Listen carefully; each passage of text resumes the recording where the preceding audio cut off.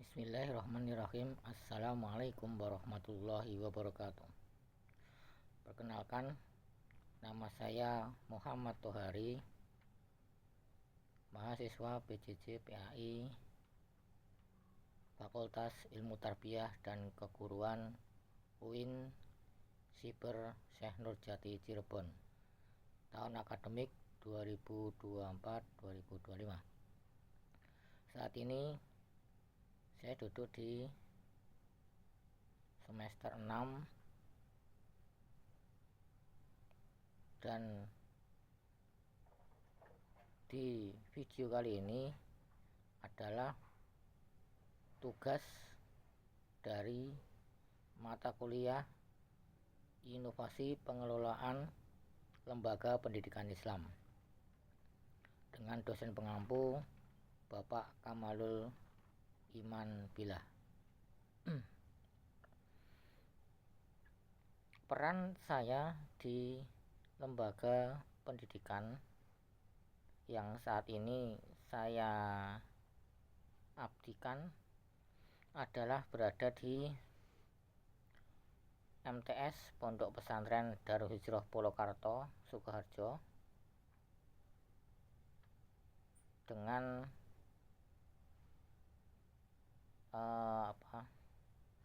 konsep pesantren. Jadi sekolah kami adalah berbasis pesantren, yang artinya selama 24 jam santri berada di pesantren. Kemudian pembagian jam sekolahnya adalah di pagi hari dari jam 7 sampai jam 2 siang itu merupakan jam untuk MTS, sedangkan sisanya dikelola oleh pesantren. Peran saya di lembaga pendidikan MTS Ponpes Darul Hijrah Canden merupakan staf pengajar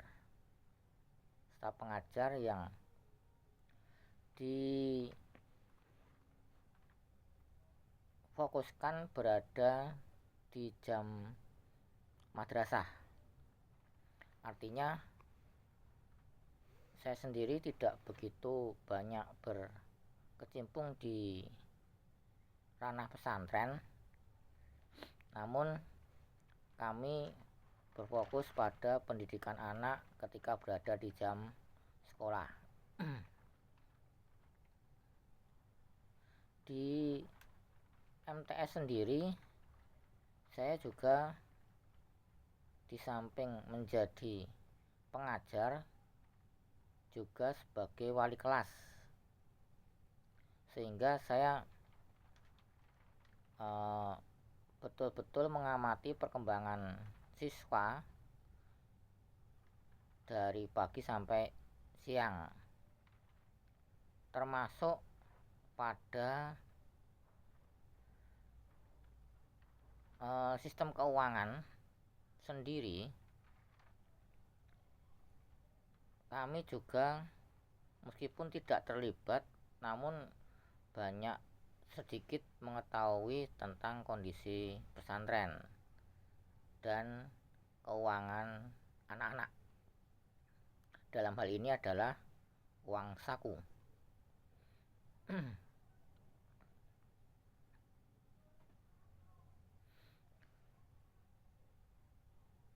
Lembaga saya sendiri itu memiliki beberapa struktur, ya. Di bawah Yayasan Amanah Bina Umat itu terdapat 5 lembaga. Yang pertama adalah pesantren sendiri, pesantren Pondok Pesantren Darul Hijrah. Yang kedua adalah MTS Pondok Pesantren Darul Hijrah di bawah Kementerian Agama. kemudian ada RAQ, Raudhatul Atfal, tingkatan TK yang berbasis pada Qur'ani, artinya memang sejak awal anak-anak kita dididik untuk mengenalkan Al-Quran dan menghafalkannya.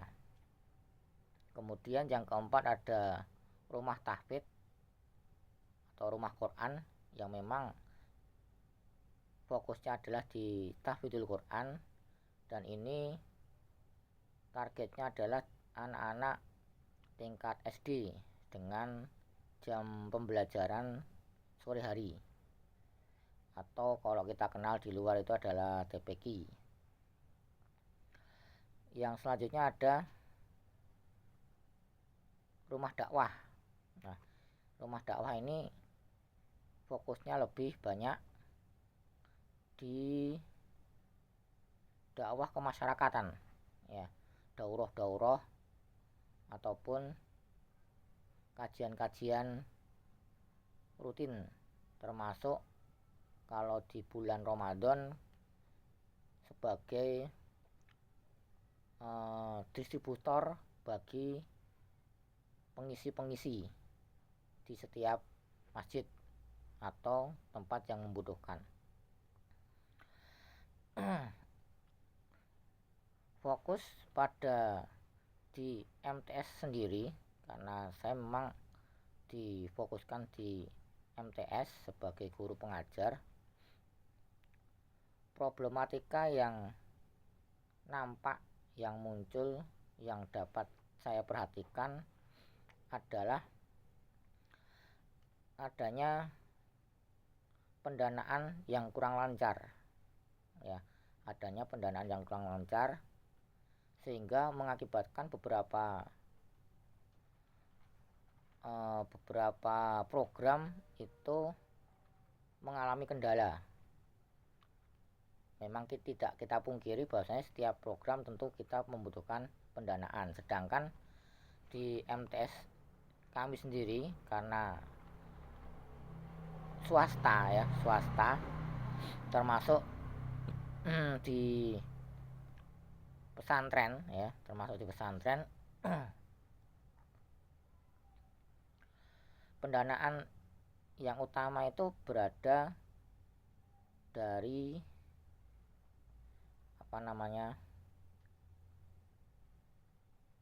wali santri, ya, pendanaan dari wali santri. Namun demikian, beberapa dari wali santri kita ada sebagian mereka yang mengajukan keringanan, ya, mengajukan keringanan SPP, mengajukan keringanan syariah, ya.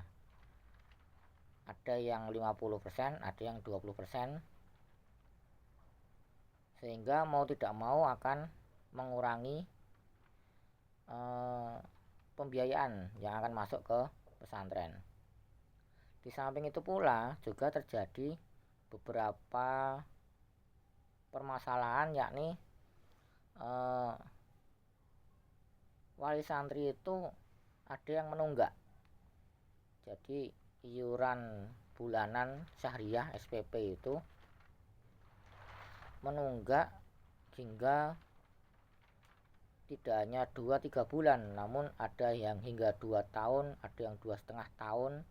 Bahkan ada beberapa santri yang di tahun kemarin ketika kelulusan itu bahkan sejak kelas 1 sampai kelas 3 belum juga bayar. Nah, kondisi seperti ini mengakibatkan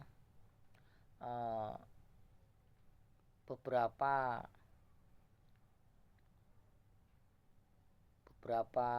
program yang sudah diprogram oleh pesantren atau oleh madrasah MTS, karena kurangnya pembiayaan maka beberapa program ada yang ditiadakan, beberapa ada yang efisiensi anggaran, ya, sehingga tidak bisa maksimal sebagaimana yang direncanakan. Bahkan pada kondisi saat ini itu dari kekurangan pembayaran santri itu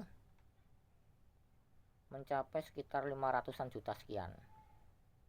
Nah, tentu dengan kondisi seperti itu perlu kita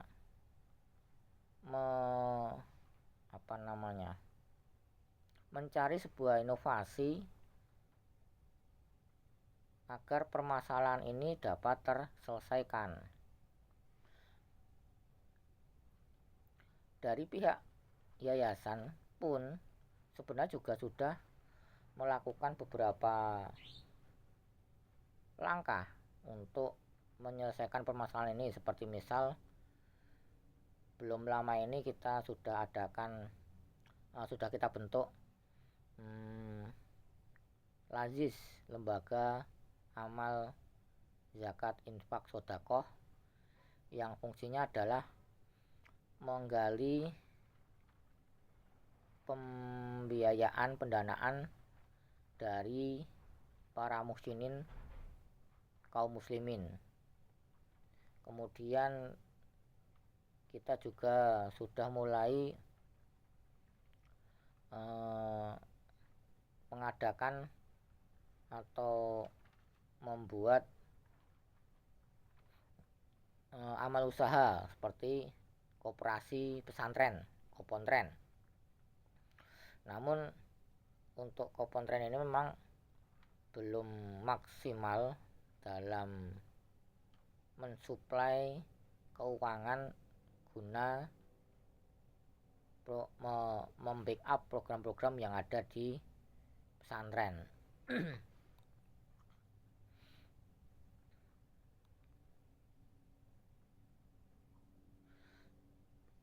Nah, dengan berbagai permasalahan tersebut, maka saya yang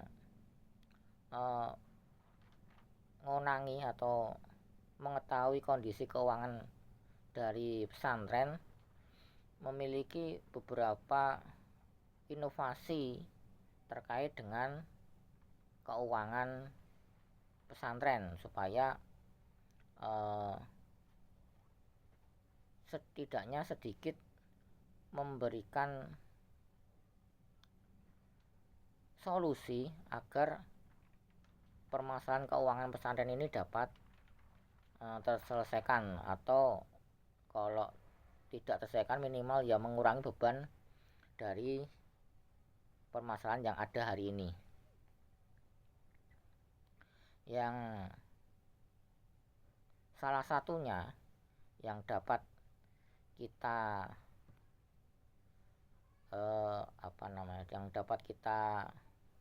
usulkan itu terkait tentang uang saku siswa, pengelolaan uang saku siswa. Nah, dalam pengelolaan uang saku siswa ini di kesempatan yang lalu itu uang saku siswa dikelola oleh pendamping kamar, ya, sehingga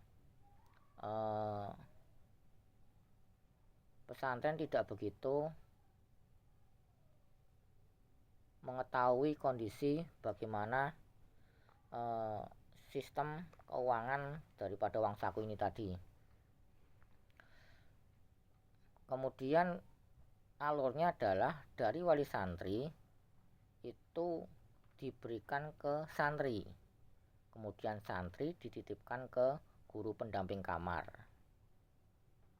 Artinya di situ pesantren tidak bisa mengelola dan tidak bisa mengetahui serta tidak ada transparansi yang ada. Nah, inovasi yang kami usulkan adalah bagaimana uang saku tersebut yang awalnya dikelola secara manual, dicatat di buku oleh pendamping kamar yang prosedurnya dari wali santri ke santri, kemudian santri dititipkan ke wali kamar, itu bertransformasi dan beralih menjadi berbasis digital dengan aplikasi internal pesantren yang sederhana dan ramah penggunaannya. Dalam hal ini kita menggunakan aplikasi yang sudah ada di pesantren, yakni aplikasi Barja yang hari ini sudah diterapkan dalam pembayaran syahriah atau iuran bulanan. Nah, yang kami usulkan adalah bagaimana uang saku tersebut ya itu dikelola oleh pesantren. Artinya wali santri itu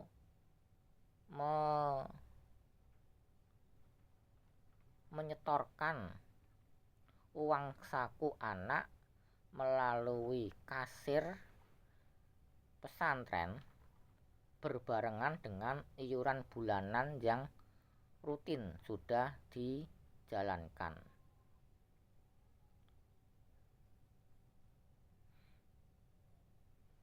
Fitur unggulan ini adalah adanya sistem baru yang mengangkat notifikasi saldo yang akan dikirim ke wali santri melalui aplikasi Barja tersebut, atau juga melalui WA juga bisa.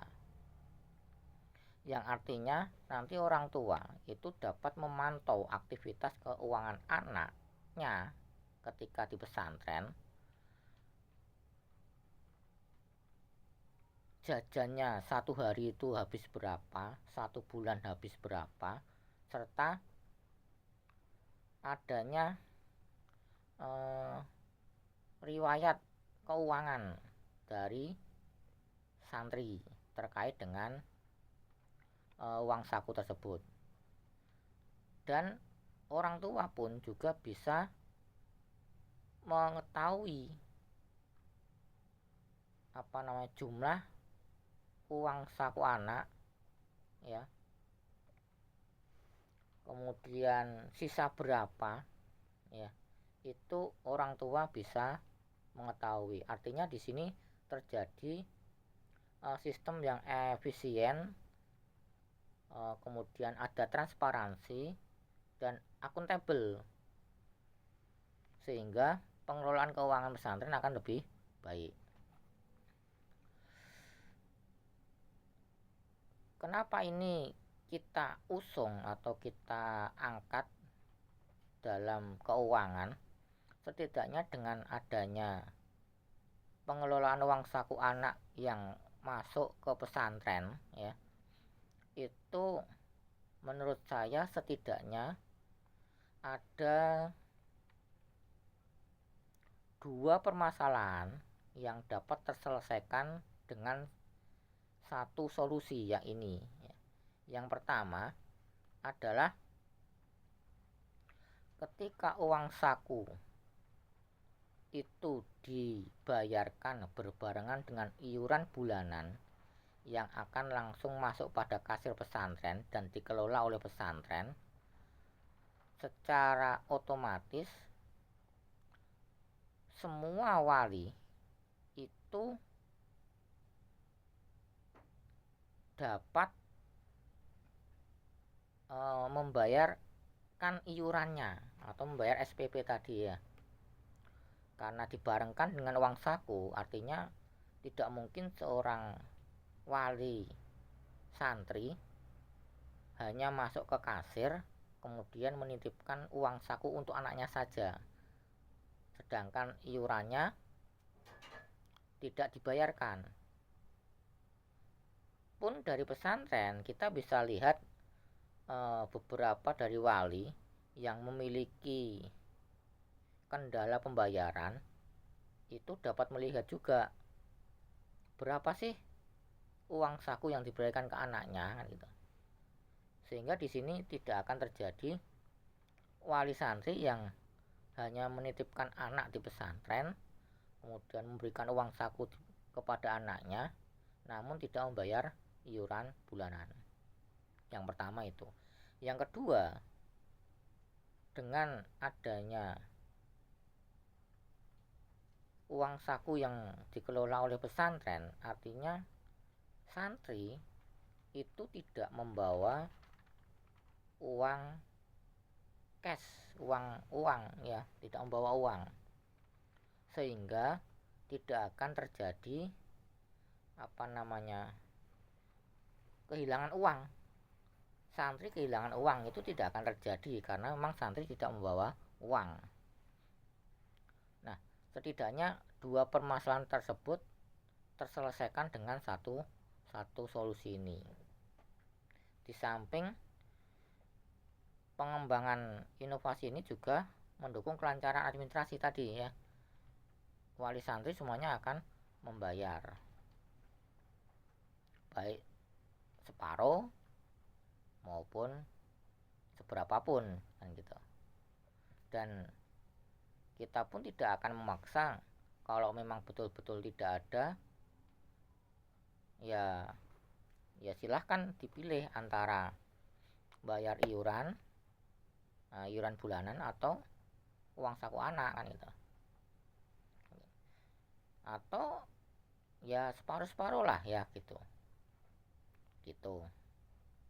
Sehingga akan mengurangi tanggungan dari iuran uang saku yang tidak terbayarkan. Kemudian tantangan yang dihadapi dalam menjalankan inovasi digitalisasi uang saku anak ini, yang pertama adalah sistemnya ya. Kita harus punya sistem yang benar-benar harus siap, baik dari sekolah maupun wali siswa, wali murid, wali santri.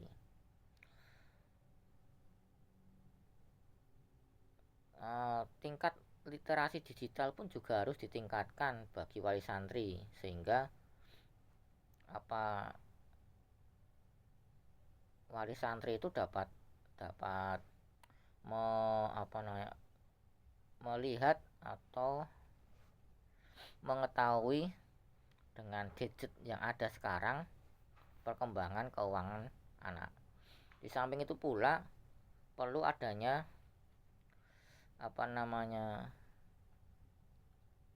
pendekatan tersendiri untuk membiasakan siswa itu mandiri. Artinya gini, terkadang siswa ketika tidak memegang uang, kemudian dia ke kantin, kalau tidak memiliki kebiasaan pengelolaan keuangan, tentu akan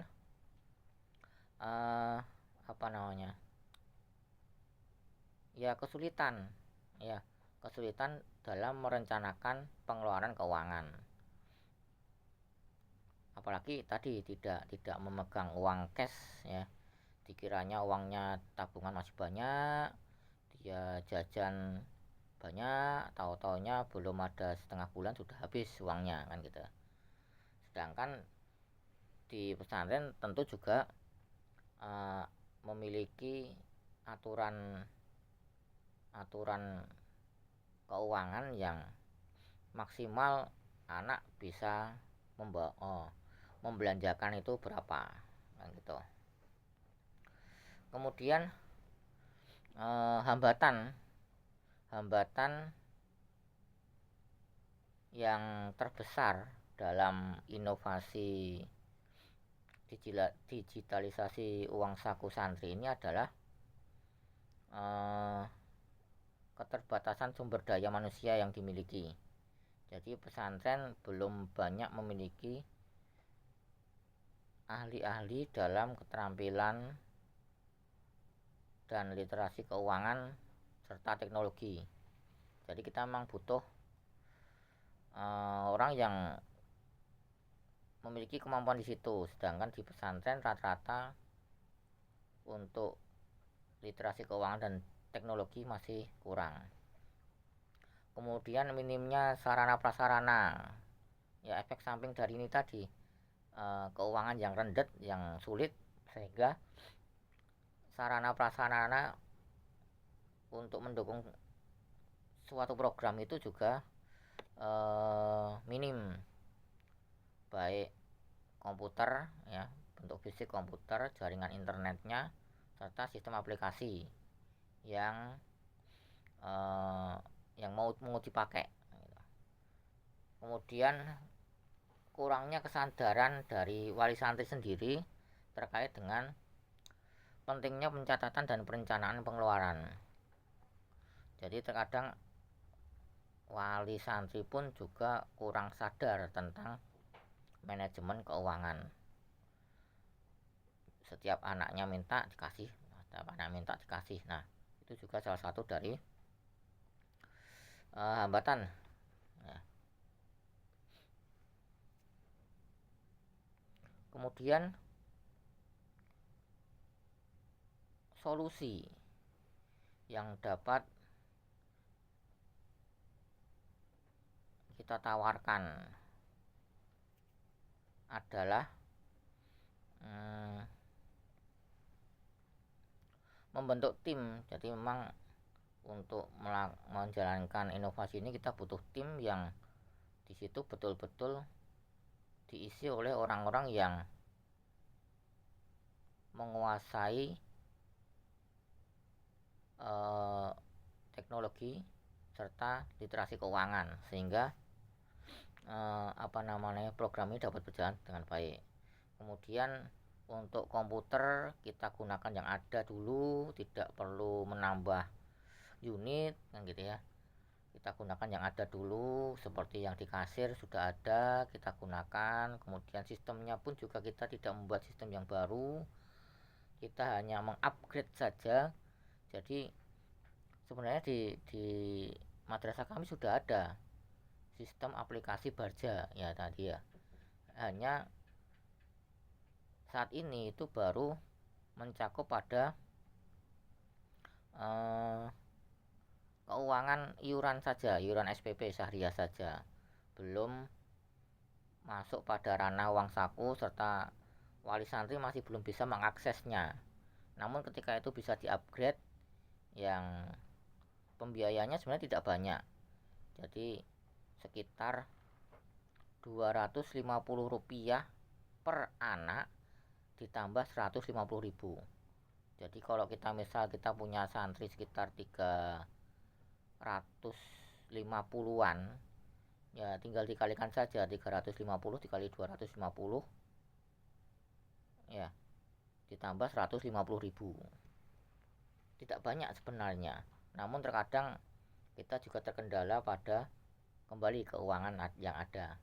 Namun dengan nominal yang seperti itu, kemudian kita mendapatkan aplikasi yang sedemikian rupa, yang bagus, yang bisa diakses oleh wali, itu saya rasa nilai yang sepadan lah ya, yang sepadan. Kemudian potensi keberhasilan inovasi ini menurut saya berada pada 80% ya. Ketika inovasi ini dijalankan, kemungkinan keberhasilannya adalah 80%.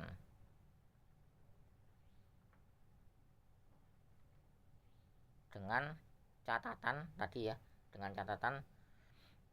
yang menjalankan adalah memang sebuah tim yang fokus di situ, betul-betul mereka mumpuni.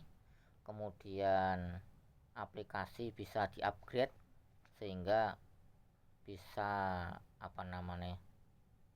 wali santri itu bisa mendapat notifikasi, sehingga di sana ada transparansi. Kesimpulannya adalah jika inovasi ini bisa dijalankan, tentunya setidaknya ada dua permasalahan tadi yang bisa terselesaikan. Yang pertama, wali santri semuanya akan membayar iuran ya. Seberapapun besarannya, mereka tetap akan membayar iuran bersamaan dengan penitipan uang saku. Dan saya yakin tidak ada wali santri yang hanya nitip uang saku tanpa bayar iuran. Saya yakin itu. Kemudian tidak ada kasus kehilangan uang di santri, ya. Santri tidak akan kehilangan uang karena memang tidak ada yang bawa uang gitu. Harapannya program ini atau inovasi ini dapat dijalankan, yang semua ini untuk kebaikan kita bersama, bukan hanya kami yang mengusulkan, tapi untuk kebaikan pesantren kita, kebaikan madrasah kita. Demikian pemaparan inovasi terkait dengan digitalisasi uang saku santri di MTS Ponpes Darul Hijrah yang dapat kami sampaikan. Kurang dan lebihnya kami mohon maaf. Aku qouli hadza astagfirullah li wa lakum. Wassalamualaikum warahmatullahi wabarakatuh.